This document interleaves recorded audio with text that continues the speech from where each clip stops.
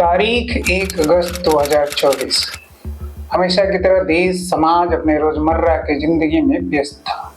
अचानक से मीडिया की खबरों ने हलचल पैदा की। खबरों में आरक्षण था, दलित आदिवासियों के हिस्से का आरक्षण। खबर यूं रही कि माननीय सर्वोच्च न्यायालय की 5 सदस्यीय संविधान पीठ, इसके मुखिया स्वयं chief justice of India DY Chandrachud थे। इस पीठ ने अपने एक फैसले में दलित आदिवासी समाज के लिए आरक्षित हिस्सेदारी में वर्गीकरण का फैसला दे दिया।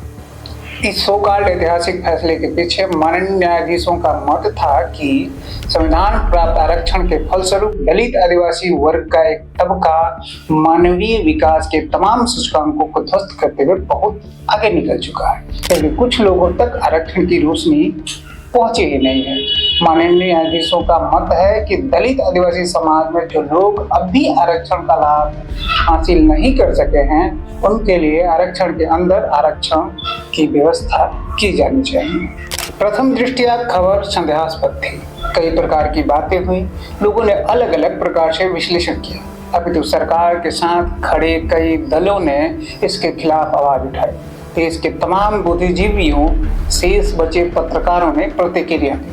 इसे दलित आदिवासियों के आरक्षण के साथ छेड़छाड़ करार दिया गया। पिछले 22 अगस्त को कई दलों संगठनों ने भारत बंद भी बुलाया। इसे लेकर समाज में मिली-जुली प्रतिक्रिया रही। खैर, इस पूरे प्रकरण में सबसे प्रमुख प्रश्न, जिस पर शायद किसी ने ध्यान नहीं दिया, वो ये है कि सुप्रीम कोर्ट का यह निर्णय अभी क्यों आया?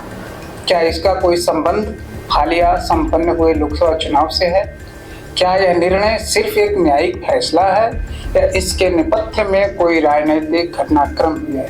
नमस्कार, मैं के कुमार और आप देख रहे हैं द बहुजन टाइम्स। इसमें कोई शक नहीं कि माननीय सर्वोच्च न्यायालय का निर्णय पहली नजर में न्याय संगत एवं व्यवहारिक प्रतीत होता है। निसंदेह जो समाज या वर्ग आरक्षण के बावजूद आगे नहीं बढ़ सका या जिसे दूसरे वर्ग की अपेक्षा कम आरक्षण का लाभ हासिल हुआ है, उसके लिए विशेष प्रावधान किया जाना चाहिए। दलित आदिवासी समाज में कई ऐसी जातियां हैं जो आज भी आरक्षण सहित तमाम सरकारी योजनाओं से दूर घुमंतु या लवारिस जिंदगी गुजार रही है। इन जातियों का मूल संघर्ष आज भी दो रोटी का है। कपड़ा, मकान, रोजगार के बारे में तो उन्होंने अभी सोचना भी नहीं शुरू किया है, अपने हिस्से का हक ढूंढना भी शुरू नहीं किया है। हालांकि दलित आदिवासी समाज के जिस हिस्से ने आरक्षण की बदौलत थोड़ी बहुत प्रगति हासिल कर ली है, वह इतनी भी पर्याप्त नहीं है कि न्याय एवं समानता के तराजू पर तोली जा सके। सिर्फ दलित आदिवासी ही क्यों, संपूर्ण बहुजनों के हिस्से आई 4000 वर्षों का न्याय एवं असमानता की खाई को पाटने के लिए 50-60 वर्ष नहीं, अपितु 500 वर्ष भी कम पड़ेंगे। वैसे भी जब सरकार और न्यायपालिका 15% स्वर्ण समाज को 10% आरक्षण देकर 66% सवर्णों को आरक्षित कर दे, जब सरकारी नौकरी में OBC का कट ऑफ EWS से ज्यादा होने लगे, जब हर भर्ती बहाली में आज भी 40 से 50% सवर्णों को मौका दिया जाएगा, ये खाई कभी नहीं पटेगी, अपितु बढ़ती ही जाएगी। खैर, सबसे बड़ा सवाल यह है कि सुप्रीम कोर्ट का यह फैसला आज ही क्यों आया? यहाँ समझने की जरूरत है कि बीते दिनों संपन्न लोकसभा चुनाव में भारतीय जनता पार्टी ने किसी प्रकार गठबंधन के सहारे सरकार तो बचा ली, लेकिन अपने कमजोर प्रदर्शन के सदमे से उबर नहीं पाए। बीते लोकसभा चुनाव के ट्रेंड को अगर हम समझ सकें तो एक बात निकल कर सामने आई कि विपक्ष ने सरकार को संविधान, आरक्षण, दलित आदिवासी एवं OBC हितों को लेकर घेरने की नीति अपनाई, जो काफी हद तक सफल रही।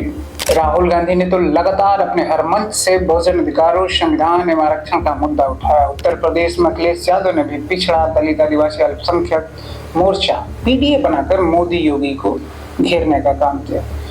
चुनावी परिणाम बताते हैं कि काफी हद तक विपक्ष अपने मकसद में कामयाब है। दलित आदिवासियों ने इस बार काफी एकजुटता के साथ BJP के खिलाफ वोट किया और यह सत्ताधारी दल के कमजोर प्रदर्शन की एक बड़ी वजह रहा। अब इन दोनों घटनाओं को एक साथ देखते हैं। एक तरफ दलितों आदिवासियों की एकजुटता की वजह से मोदी सरकार का चुनावी प्रदर्शन खराब हुआ और उसे मजबूरन NDA सरकार में बदलना पड़ा। दूसरी तरफ सुप्रीम कोर्ट ने आरक्षण के नाम पर दलितों आदिवासियों को टुकड़ों में बांटने का निर्णय दे दिया।